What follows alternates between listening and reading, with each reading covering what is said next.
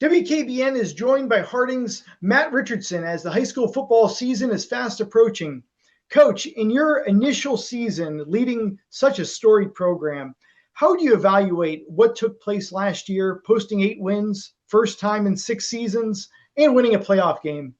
We felt like we were pretty fortunate last year to have a little bit of success.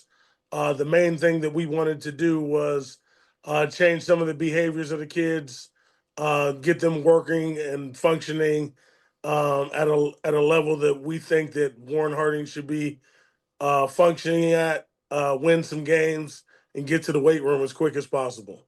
Looking at the offense this year, James Jones at quarterback, he should have a nice grouping of skill players around him.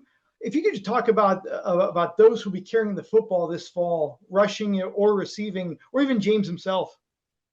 Just starting with James. James did a phenomenal job for us, progressing as the season went along. We used him. He was a vital part of the offense. We went uh, every two series to one with him and Chaz. I'm sorry, and then as the year progressed, we used James a little bit more. We were fortunate enough to be able to use Chaz at receiver. So James did a great job, and he knows what the expectation for him is this year moving forward to take another big step, become the leader that we need him to be, and distribute the ball to our weapons on offense. As far as skill guys, um, we're fortunate enough to have a lot of good skill guys coming back. Mike King Adair, who he only got to play 5 games last year with a knee injury. He's been working really hard to get himself back, as well as his brother Mandez Provit, who's the big boy. You got Thunder and Lightning. You got 175, and then you got 230 pounds coming at you as well. Then we also have Elijah Phillips back, who was a young running back with us last year that did a great job. He was on the cusp of being a varsity guy last year as far as playing a little bit of offense, playing a little bit of defense, but he was a big time special teams guy, and we expect him to contribute as well in the backfield. Returning receivers, the only returning receiver that we have is my son, Matt Richardson. He's went from 100 playing at 150 pounds last year to 170 pounds, thanks to our strength coach. So we're looking for him to do some major things. He's one of the only, like I said, one of the only. He's actually the only returning receiver and the only returning letterman in the defensive backfield as well. But we also have a bunch of other guys that I think will be contributors. But I'm gonna let them show you rather than tell you. Right. Yeah. You mentioned this before to me. Those up front should be the real strength of this team. What makes that group on offense so dynamic, allowing them to Well, have that type of potential?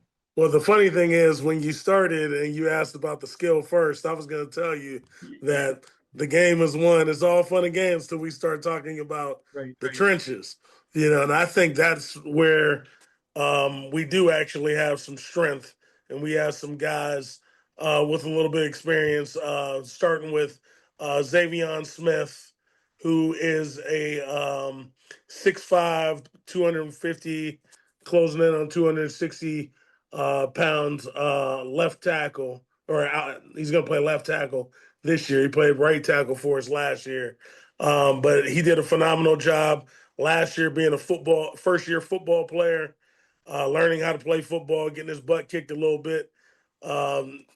205 pounds last year. Now he's up to 250, 260 pounds.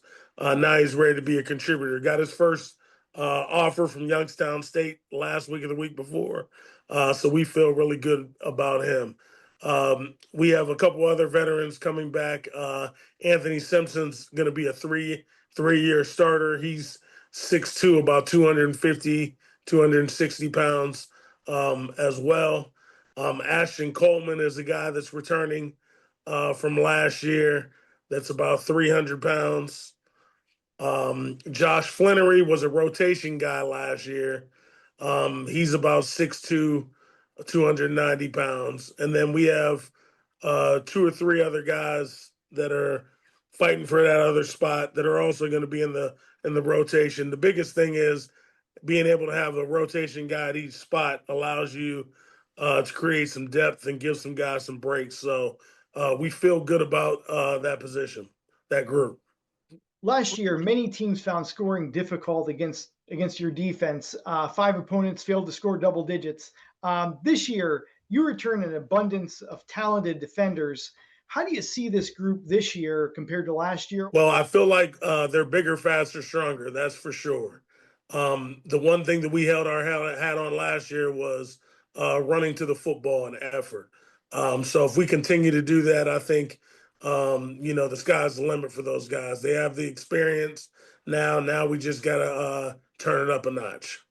From now until the third week of August, when this season gets underway, from your perspective, what must your team accomplish before facing McKinley? We sort of figure out who we are. Every team, every year is different. So the 2025 team will be different than the 2024 team. We have to figure out not we know who's going to lead. They have to figure out how they're going to lead and how this group responds to certain things, and then we'll go from there. But everything with us starts with effort. So if you continue to follow procedures, be where you're supposed to be, do the things that you're supposed to do, eventually you'll have some success.